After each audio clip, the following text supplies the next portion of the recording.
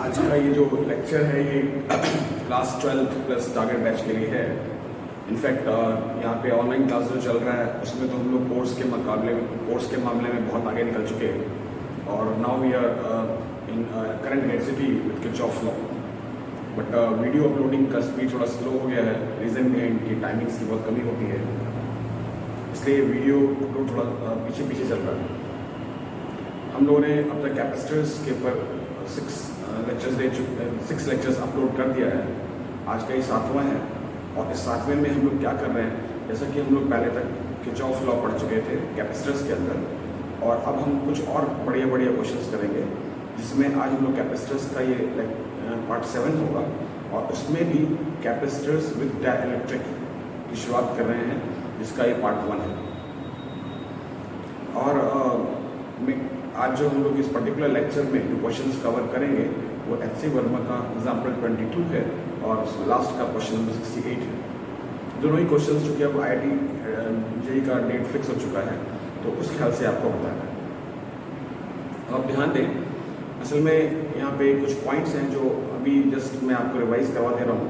वैसे यहाँ पे हम ऑनलाइन क्लासेस में उन पॉइंट्स को बहुत डिटेल में डिस्कस कर चुके हैं, लेकिन चूँकि आज जो हम क्वेश्चंस करेंगे उन क्वेश्चंस में उनका एप्लीकेशन है या अगले लेक्चर्स में भी उनका एप्लीकेशन है, इसलिए उन पॉइंट्स को आज थोड़ा सा दोबारा रिवाइज कर रहे हैं और ध्यान रखना है कि उन पॉइंट्स को किस तरीके से यूज़ करना है। अब कैसे, जो भी हम क्वेश्चंस करेंगे तो उसमें पहला जो आज का जो कॉन्सेप्चुअल पॉइंट यूज़ होगा वो क्या है कि अगर हम किसी कैपेसिटर प्लेट के बीच डाइलेक्ट्रिक स्लैब को रखें तो जो डिफरेंट पैरामीटर्स हैं उस पर क्या क्या फ़र्क पड़ता है। और पैरामीटर से मेरा मतलब है चार्ज है, कैपेसिटेंस है, इलेक्ट्रिक फील्ड है, पोटेंशियल है और एनर्जी है। यहाँ पे इन पॉइंट्स को हम लोग ऑलरेडी बहुत अच्छे से डिस्कस कर चुके हैं, बट आज इसको जस्ट एक हम लोग रिवीजन का फॉर्म दे रहे हैं सो दैट जो हम लोग क्वेश्चन डिस्कस करेंगे आज वाले में या अगले वीडियोस में जो क्वेश्चन डिस्कस करेंगे वहाँ पे हम इसका एप्लीकेशन करें तो मालूम रहे कि कहाँ से आया। अब जब कैपेसिटर प्लेट्स के बीच डाइलेक्ट्रिक स्लैब को डालते हैं तो उसकी 2 कंडीशंस हैं। एक कंडीशन तो ऐसी होती है जिसमें कि बैटरी यानी कि सोर्स को कनेक्टेड रखते हैं और एक कंडीशन ऐसी होती है जिसमें सोर्स को डिसकनेक्टेड रखते हैं। तो जैसे ये अगर आपने सोर्स को कनेक्टेड रखा है और फिर आपने डिसकनेक्टेड किया, सबसे पहली बात जहाँ तक सवाल है whether you keep the source connected और you keep the source disconnected, जो कैपेसिटेंस है वो दोनों ही केस में k टाइम्स हो जाता है। वैसे मैं सिर्फ याद दिला रहा हूँ, ये ऑलरेडी हम लोग बहुत अच्छे से डिस्कस कर चुके हैं ऑनलाइन क्लासेस में। जहाँ तक सवाल है पोटेंशियल का, तो यहाँ पे फर्क पड़ता है अगर आप बैटरी कनेक्टेड करके डाइलेक्ट्रिक स्लैब को डाल रहे हैं कैपेसिटर प्लेट्स के बीच में तो ध्यान रखें पोटेंशियल जो है दैट रिमेंस अनचेंज और यहाँ पे पोटेंशियल भी भाई k टाइम्स हो जाता है। अब कैसे होता है, क्या होता है, I don't want to waste the time क्योंकि मेरा मेन पर्पस है आज का क्वेश्चन तो ये हम ऑलरेडी डिस्कस कर चुके हैं, बार बार कह रहा हूँ। फिर यहाँ पर ये अगर आप देखें इलेक्ट्रिक फील्ड का, तो चूंकि यहाँ पोटेंशियल अनचेंज है तो इलेक्ट्रिक फील्ड भी अनचेंज रहेगा और यहाँ पर इलेक्ट्रिक फील्ड k टाइम्स कम हो जाएगा। फिर सवाल होता है चार्ज का, तो चार्ज यहाँ पे चूंकि कैपेसिटेंस k टाइम हुआ है तो यहाँ पर जो कैपेसिटेंस जो चार्ज है वो भी k टाइम हो जाता है। और कुछ इसी तरीके से यहाँ पर है, यहाँ पे क्या है, अगर आपने कैपेसिटेंस को k टाइम बढ़ाया और प्रेशर को k टाइम्स कम किया तो इस केस में चार्ज अनचेंज रहेगा। वैसे ये पूरा जो है ना, अब 5 पॉइंट्स हैं, अभी तो चौथा लिखा है, 5वां पॉइंट लिखने वाले हैं। ये पूरा 5 पॉइंट कनेक्टेड का या डिसकनेक्टेड का इवन 12th क्लास के बोर्ड्स के लिए और JEE नेट के लिए बहुत इंपॉर्टेंट है, JEE के लिए और नेट के लिए बहुत इंपॉर्टेंट है। अब देखिए यहाँ पे जहाँ तक सवाल है एनर्जी का,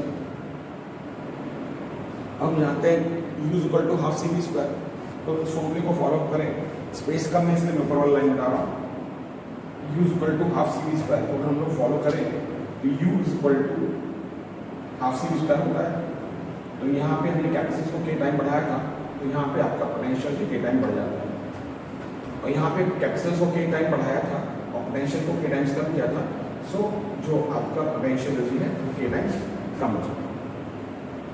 तो ये आप कॉन्सेप्ट याद रखें जिसको हम आज और आने वाले 2 वीडियोस में और यूज़ करेंगे, जहाँ भी डायलेक्ट्रिक विद कैपेसिटेंस के क्वेश्चन को सॉल्व करेंगे।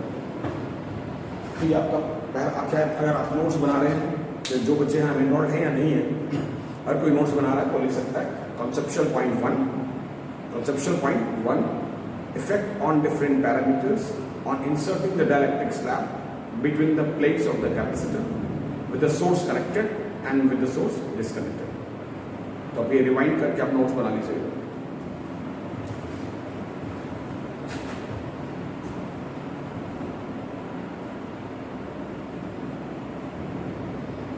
फिर लिखे कॉन्सेप्चुअल पॉइंट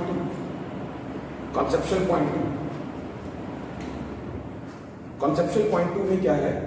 कॉन्सेप्चुअल पॉइंट 2 में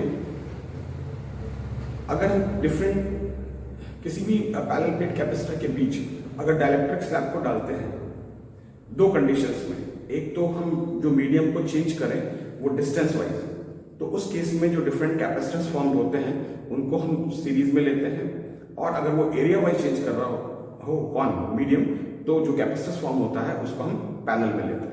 जैसे अगर मान लें हमारे पास ये कोई पैरेलल प्लेट कैपेसिटर है और हमने क्या किया, यहाँ पर जैसे इसमें K1 K2, आप देख रहे हैं जो मीडियम है वो डिस्टेंस में चेंज कर रहे हैं, आधे डिस्टेंस में कुछ और है, आधे डिस्टेंस में कुछ और है। अगर इतने हिस्से का कैपेसिटेंस C1 है और इतने हिस्से का कैपेसिटेंस C2 है, तो C1 सीरीज C2 लेना पड़ेगा। इसी तरीके से if you change the medium in terms of area, that is A/2 में कुछ और है और A/2 में कुछ और है, तो उसके ख्याल से जो यहाँ पे आपके पास C1 C2 जो कैपेसिटेंस बनेंगे, अब कैपेसिटेंस का फॉर्मूला तो बेसिक वही है जो हमने पहले पढ़ा हुआ है, एप्सिलॉन A अपॉन T। और साथ में ये भी ध्यान रखें जब आप उसमें डायरेक्टली डाल देंगे तो टाइम बढ़ जाएगा। तो ऐसा करने पे आपको क्या मिलेगा, यहाँ पे C1 आपको क्या लेना पड़ेगा पैरेलल में C2। तो कॉन्सेप्चुअल पॉइंट 2 में लिख लें, whenever the medium between the plates of the capacitor is changed in terms of distance, the capacitors formed are considered in series, and if the medium between the plates of the capacitor is changed in terms of area, then the capacitors formed are considered in parallel। फिर conceptual point 3, ये तो हो गया conceptual point 1, फिर 2 और फिर 3 में क्या है याद करें, यहाँ पे जो क्लास में डिस्कस किया गया था, वैसे आप जिन्होंने यहाँ नहीं भी पढ़ा है वो भी जानते होंगे। जैसे ही हम डायलेक्ट्रिक स्लैब को पैरेलल प्लेट कैपेसिटर के अंदर हल्का सा भी इंसर्ट करने की कोशिश करते हैं, तो it is well attracted by the electric field between the plates of the capacitor. और इनफैक्ट यहाँ पे मैकेनिक्स का कॉन्सेप्ट लगाएं तो मालूम चलेगा कि चूंकि वो इलेक्ट्रिक फील्ड इसको अट्रैक्ट कर रहा है, तो डायलेक्ट्रिक स्लैब को एक तरीके से एक्सेलरेशन भी दे देता है। तो conceptual point 3, whenever the dielectric slab is just inserted between the plates of the capacitor, it gets attracted by the electric field between the plates of the capacitor. It gets attracted between the plates of the capacitor. अब इन तीनों points को ध्यान में रखते हुए हम जो बाकी ये जो 2 क्वेश्चंस हैं उसको डिस्कस कर रहे हैं, और अगले क्लास में IIT JEE एडवांस तक के क्वेश्चंस को और डिस्कस करेंगे with capacitor with dielectric slab. तो एग्जाम्पल नंबर 22, आप पहले अगर आपके पास बुक है तो बेटर है कि आप बुक खोल के पढ़ें, वैसे मैं आपको क्वेश्चन सुना दे रहा हूं।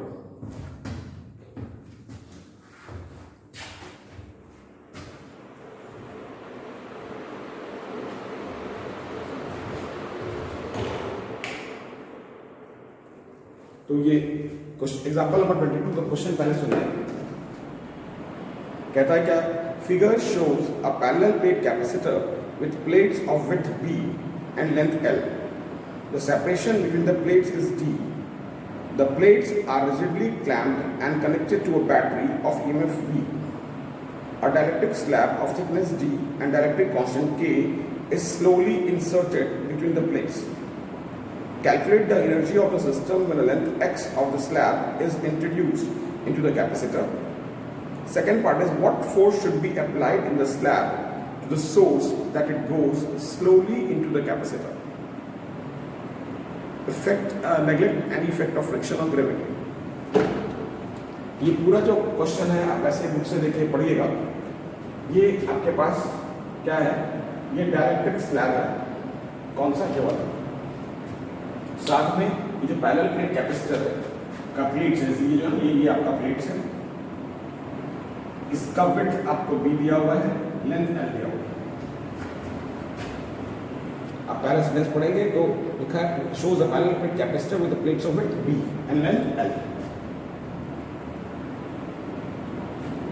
ये आपके पास दिया हुआ है। अब कहता है कि जिस समय डाइलेक्ट्रिक का स्लैब का एक्स लेंथ अंदर है उस समय आप उसकी एनर्जी बताएं और साथ में क्या करें, जिस समय डाइलेक्ट्रिक स्लैब का लेंथ एक्स है उसमें आप इसकी एनर्जी बताएं और साथ ही कितना फोर्स लगाया जाए कि डाइलेक्ट्रिक स्लैब जो है ये कांस्टेंट रेट से अंदर जाए, यानी कि एक्सलेट होकर अंदर ना जाए।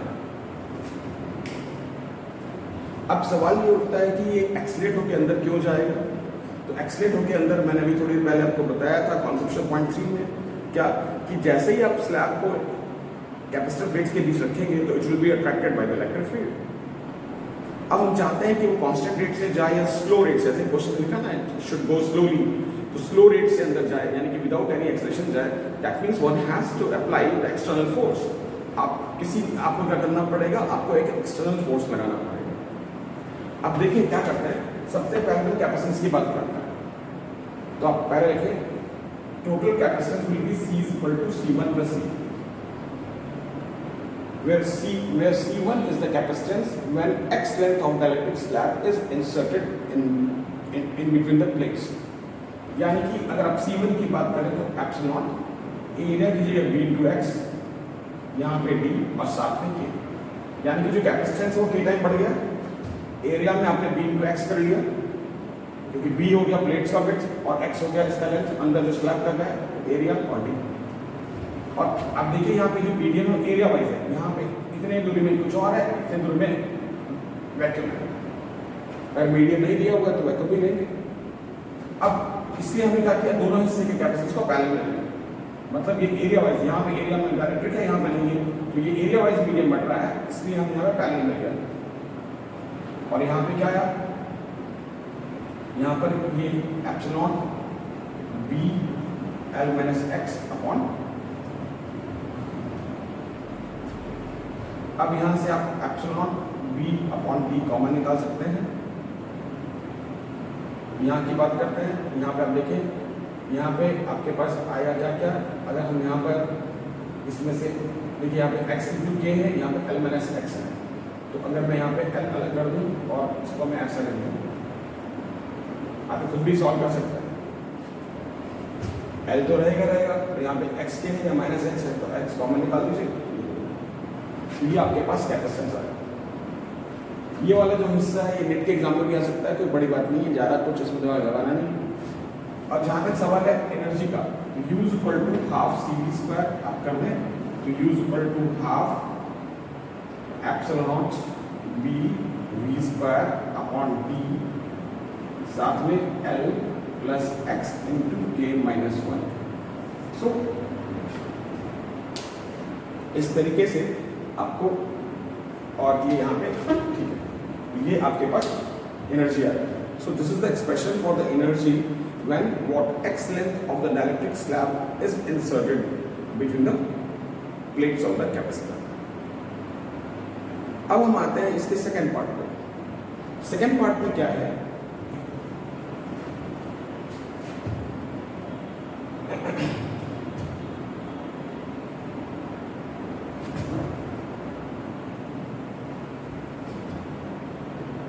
इसको अभी मैं मेंटेन कर रहा हूँ, इसी को मेंटेन कर रहा हूँ क्योंकि इसकी आपको अभी थोड़ी देर में कोई जरूरत पड़ेगी।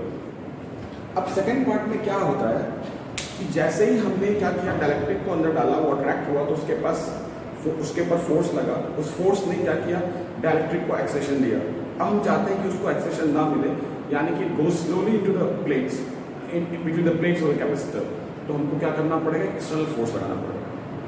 अब किसी इंस्टेंट पे जैसे ही स्लैब अंदर गया तो के उतने हिस्से का जो कैपेसिटेंस है वो के टाइम बढ़ेगा, तो अब उस कैपेसिटेंस के टाइम, उतने हिस्से के कैपेसिटेंस के टाइम बढ़ने से बैटरी को चार्ज देना प्रोवाइड करना पड़ेगा, और बैटरी वो चार्ज जो प्रोवाइड करेगा तो क्या करना पड़ेगा, बैटरी को वर्क करना पड़ेगा। ठीक है, तो आप इसमें लिखें let at any instant the capacitance be increase by DC, let any instant capacitor भी इंक्रीज बाय डीसी। अब किसी भी इंस्टेंट पे क्या हुआ, वो ये जो आपका कैपेसिटेंस है वो डीसी अमाउंट से बढ़ा। For this reason the battery has to supply the charge D Q. अब बैटरी को क्या चार्ज सप्लाई करना पड़ा, डी क्यू। तो डी क्यू इक्वल टू क्या ले सकते हैं, डीसी इंटू वी। और अब ऐसे में अगर बैटरी का वर्क डन निकालेंगे तो Q into V work done आता है, तो डीसी इंटू वी स्क्वायर ये बैटरी का वर्क डन है। dWb is the work done by the battery. इसी तरीके से जो एक्सटर्नल फोर्स F लगाएंगे और स्लैब dx से अंदर गया, वो तो इलेक्ट्रिक फील्ड के अट्रैक्टिव फोर्स के अगेंस्ट फोर्स लग रहा है, तो आपका वर्क डन नेगेटिव में लेना पड़ेगा। तो लिखें the work done by the external force F for the displacement dx of the slab, वो कितना आएगा, dW E is equal to minus F dx। dWe से मतलब work done by external force and dWb से मतलब work done bye battery. फिर लिखें तो अब क्या होगा, अगर हम फिजिक्स के कॉन्सेप्ट के मैकेनिक्स के कॉन्सेप्ट के हिसाब से जाएं तो ये जो टोटल वर्क डन है वो किसके बराबर होना चाहिए, it should be equal to change of electrostatic potential energy. तो लिखें the total work done should be equal to change of electrostatic potential energy. That means क्या, टोटल वर्क डन में क्या क्या आएगा, dCv square minus F dx, this should be equal to D. यानी कि यहां से अगर आप देखेंगे तो एफ dx इज इक्वल टू क्या मिलेगा। अच्छा, अब ये जो एक स्टेप और लिखते हैं हम लोग, ये du है, इसको क्या लिख पाएंगे, हाफ dc v स्क्वायर। जो हमने एक स्टेप बचाया है सीधा लिखा है, यानी कि टोटल वर्क डन जो हुआ that should be equal to change in electrostatic potential energy and that will be equal to what, half dc v square. अब यहां से आप क्या कर पाएंगे, F dx this should be equal to what, जब आप इसको यहाँ सॉल्व करेंगे तो आपको मिलेगा हाफ dc v स्क्वायर। यानी कि अगले स्टेप पे अगर आप जाएं तो यहां से f इज इक्वल टू क्या लिख सकते हैं, v स्क्वायर बाई 2 और dc बाई dx, ये फोर्स लगेगा। अब क्या करते हैं, इसके बाद मैं यहां पे लिख रहा हूं, यहां पर F इज इक्वल टू क्या है आपके पास, यहाँ पे v स्क्वायर बाई 2 तो रहेगा ही रहेगा। अब इस टर्म को डिफरेंशिएट करें तो यहाँ पे आपके पास एप्सिलॉन रहेगा, b रहेगा, d रहेगा, अंदर वाले टर्म में l का 0 कांस्टेंट टर्म है, x का 1, k minus 1। So this is the force. मतलब बेसिक कॉन्सेप्ट क्या हुआ, कि टोटल वर्क डन है किसका, बैटरी का और एक्सटर्नल एजेंट का, वो टोटल वर्क डन जो है that should be equal to what, change in electrostatic potential energy. तो ये आपने तो इस तरीके से हमने देखा कि कितना फोर्स हमको लगाना पड़ेगा क्या करने के लिए, सो दैट जो डायरेक्टेड स्लैब है वो प्लेट्स के बीच एक स्लो रेट से जाए, या कह सकते हैं कि एक्सीलरेटेड रेट से ना जाए।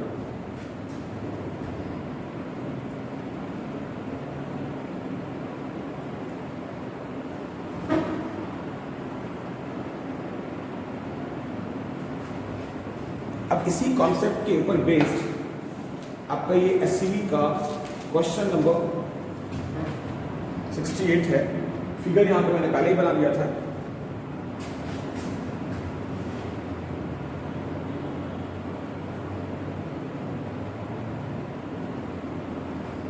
पहले क्वेश्चन सुन लें। क्वेश्चन में कहता है क्या,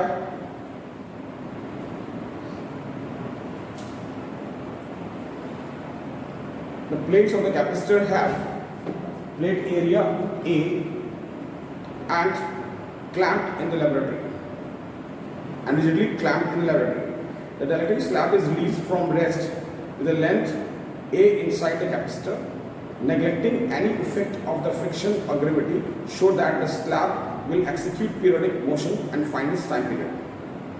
क्या, consider the situation shown, आपके पास फिगर बना हुआ है और फिर कहता है the plates of the capacitor have plate area A and is rigidly clamped in the laboratory.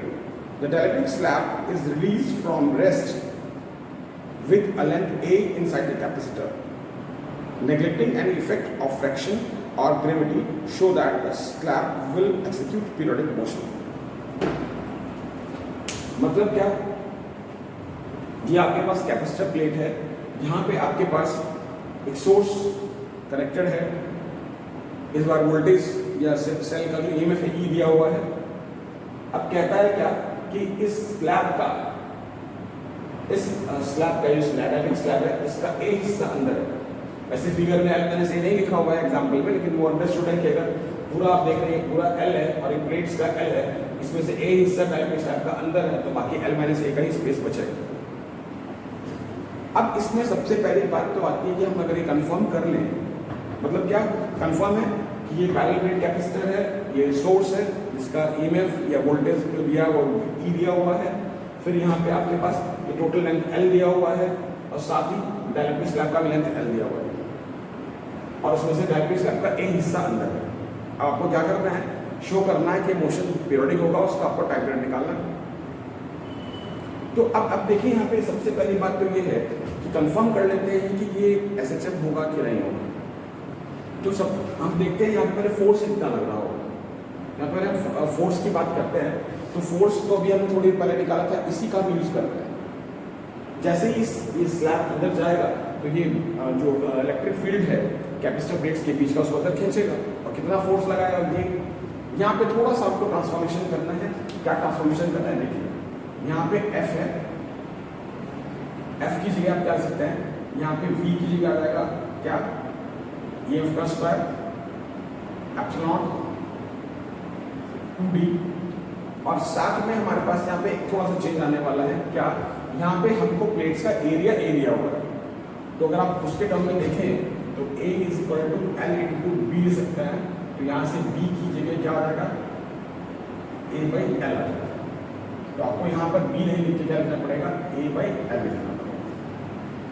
इतने का इसका चेंज है, बाकी सब कुछ वैसा ही है, K माइनस 1। अब हम क्या करेंगे, यहाँ पर अगर हम एक्सेलेरेशन निकालें, यहाँ पर अगर हम एक्सेलेरेशन निकालें तो हम कह सकते हैं कि एक्सेलेरेशन को हम यहाँ पे क्या कर रहे हैं, यहाँ पर एक्सेलेरेशन को हमने a डैश माना, क्योंकि यहाँ पे क्वेश्चन के अकॉर्डिंग आपका जो स्मॉल a है ऑलरेडी इसका लेंथ इनसाइड दिया हुआ है। तो यहाँ पे a डैश क्या करते हैं, एक्सेलरेशन। a डैश जो एक्सेलरेशन आएगा वो कितना आ जाएगा, epsilon not a by 2dl, यहाँ पे m आ जाएगा आपके पास और k minus. Now let us see होगा क्या। अब सुनिएगा जरा, ये जो पूरा जो एक्सेलरेशन का टर्म है, पूरा जो एक्सेलरेशन का टर्म है वो कांस्टेंट है, क्योंकि इसमें ना तो ईएमएफ बदलने वाला है, ना ये बदलने वाला है, ना एरिया बदलने वाला है। There is nothing to be change. तो आपका एक्सेलरेशन क्या है, कांस्टेंट। और अगर एक्सेलरेशन कांस्टेंट है तो ये मोशन एसएचएम नहीं हो सकता। क्यों, for SHM acceleration should be directly proportional to displacement, तो वो तो यहाँ पर है नहीं। तो इस वजह से जो मोशन है एसएचएम तो हो नहीं सकता। अब सवाल ये उठता है क्या कि पीरियोडिक क्यों होगा। तो पीरियोडिक होने के लिए भी हम लोग थोड़ा मैकेनिक्स का कॉन्सेप्ट लगाते हैं। ये जो इलेक्ट्रिक फील्ड होगा वो इस स्लैब को अंदर खींचेगा, खींचने के प्रोसेस में क्या करेगा, work is done in the favour of force, और जब भी वर्क डन फोर्स के फेवर में होगा तो this slab will get what, kinetic energy. यानी कि L माइनस A के डिस्टेंस को ट्रेवल करते हुए इस स्लैब के पास काइनेटिक एनर्जी आ जाएगी। अब इनर्शिया की वजह से ये जो डायलेक्ट्रिक स्लैब अंदर घुसा था तो ये L माइनस A आगे फर्दर प्रोसीड किया था, तो L माइनस A ही हिस्सा फिर बाहर भी आएगा। यानी कि आप कह सकते हैं कि इतना हिस्सा जो अंदर घुसा इधर से, फिर इतना ही हिस्सा आपका बाहर निकाला। यानी कि L माइनस A का डिस्टेंस ट्रेवल हुआ, काइनेटिक एनर्जी गेन हुआ, इनर्शिया के कारण बाहर निकला, और फिर वो वहां तक जाएगा जहां तक उसकी सारी की सारी काइनेटिक एनर्जी पोटेंशियल में कन्वर्ट नहीं हो जाती। अब सवाल उठता है कि पोटेंशियल में कन्वर्ट क्यों होगी, क्योंकि जो इलेक्ट्रिक फील्ड जो कैपेसिटर प्लेट्स के बीच का था, जैसे स्लैब का हिस्सा बाहर निकलेगा तो इलेक्ट्रिक फील्ड उसको वापस अपनी तरफ खींचेगा, तो उस वजह से उसका काइनेटिक एनर्जी आहिस्ता आहिस्ता कम होगा और पोटेंशियल जीरो होगा। लेकिन अब वो जो चूंकि फोर्स लगातार लग रहा है तो ये स्लैब फिर अंदर जाएगा,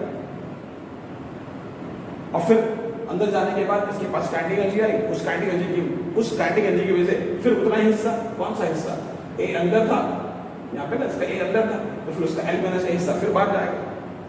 यानी कि उसका एक पर्टिकुलर सेक्शन स्लैब के अंदर बाहर करता रहेगा और काइनेटिक एनर्जी पोटेंशियल में, पोटेंशियल एनर्जी काइनेटिक में कन्वर्ट होती रहेगी।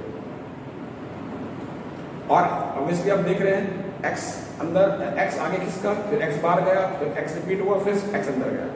यानी कि एक तरीके से जो भी क्या मतलब x हिस्सा, यानी कि ये L माइनस ए अंदर घुसा, फिर L माइनस ए बाहर गया, फिर L माइनस ए फिर अंदर गया, फिर भी वापस अपनी पोजीशन पे आया। तो इस ढंग से आपको जो भी टाइम लेना होगा, वो जो भी आप पर्टिकुलर टाइम लेंगे उसका 4 टाइम्स लेना पड़ेगा। तो यानी कि कौन सा टाइम लेना पड़ेगा? टाइम लेना पड़ेगा L माइनस ए के डिस्टेंस के लिए। तो आप कह सकते हैं time taken to cover distance of L minus a. अगर आप ये टाइम निकालते हैं तो यहां से क्या मिलेगा आपको? L minus A S equal to UT plus half T square. Release किया गया है तो रिलीज का मतलब स्टार्टिंग में स्पीड 0 ले रहे हैं। L minus a is equal to half acceleration. Acceleration के लिए ये सारा टर्म आ जाएगा EF का square epsilon a upon 2d ln k minus 1 और साथ में टी स्क्वायर। तो टी की बात आई तो 2 या 4 अब एक साथ कर रहे हैं। यहाँ पे 4 इंटू L माइनस ए आएगा, लेकिन टी स्क्वायर था तो यहाँ पे 2 बचेगा, बाकी सब अंदर में ले जाएंगे, अंदर में लेके जाएंगे। तो यहाँ क्या क्या बचेगा? L minus A D L M upon EF का स्क्वायर एप्सिलॉन ए के माइनस। लेकिन जो मोशन का जो टाइम पीरियड होगा that will be 4 times. Time is equal to 4t। तो अगर आपने आप यहाँ तक लिख लेंगे, मैं चूंकि स्पेस कम है तो मैं इसी में चेंज कर दे रहा हूँ। टाइम निकाला था, अब इसको 4 टाइम्स मल्टीप्लाई करेंगे तो t की जगह मैं क्या कर दे रहा हूँ? टाइम पीरियड, और यहाँ पे 4 टू जा। यानी कि जो बेसिक कॉन्सेप्ट है, वो बेसिक कॉन्सेप्ट ये है कि इलेक्ट्रिक फील्ड ने जो फोर्स लगाया उससे फोर्स के फेवर में काम हुआ, और फोर्स के फेवर में जो वर्क हुआ वो काइनेटिक एनर्जी में कन्वर्ट हुआ। इनर्शिया के कारण जितना हिस्सा आगे अंदर शिफ्ट किया था L माइनस ए, उतना ही L माइनस ए फिर बाहर निकलेगा। जब तक निकलेगा जब तक काइनेटिक एनर्जी पोटेंशियल में नहीं कन्वर्ट हो जाती। पोटेंशियल कहाँ से आया? इलेक्ट्रिक पीछे खींच रहा है, फिर वही पोटेंशियल एनर्जी फिर अंदर घुसेगी काइनेटिक एनर्जी के हिसाब से, और फिर जब अपने इनिशियल पोजीशन में पहुंचेगी जहाँ पे हमने रिलीज किया था वहाँ पे पोटेंशियल एनर्जी था, क्योंकि वहाँ पे तो मोशन था नहीं, क्योंकि हमने तो वहाँ पे सिर्फ रिलीज किया था। रिलीज करने का मतलब क्या? रेस्ट। रिलीज करने का मतलब क्या? रेस्ट की पोजीशन से। तो इस ढंग से आपका वो जो मोशन है वो पीरियडिक निकल के आएगा। और L माइनस ए का जो डिस्टेंस है वो 4 बार कवर होगा। एक बार L माइनस ए जो अंदर गया उतना ही हिस्सा बाहर आया, फिर उतना ही हिस्सा फिर अंदर गया, और फिर उतना ही हिस्सा फिर राइट की तरफ बाहर शिफ्ट हुआ, ताकि ये जो आपका डायरेक्टेड स्लैब है जो है अपने इनिशियल पोजीशन पे आ जाए। So this was the 2 questions, this were the 2 questions जो कि हमने देखा आज किस तरीके से होता है। और नेक्स्ट क्लास में हम लोग इसके भी और भी हाई लेवल का क्वेश्चंस करेंगे। कहीं कहीं पर वैसे SCV अपने आप में बहुत अच्छी बुक है, लेकिन कहीं कहीं पर आजकल का जो न्यू पैटर्न क्वेश्चंस है वो कहीं कहीं मिस हो जाता है। तो हम लोग अगले 2 क्लास में, अभी हम लोग कैपेसिटर्स विटालिटी स्लैब पर 2 क्लास और अपलोड करेंगे, जिसमें हम लोग कुछ जो लेटेस्ट IIT JEE पैटर्न के क्वेश्चन जो हैं जिनकी उम्मीद की जा सकती है इस साल आने की, वो हम लोग सॉल्व करेंगे।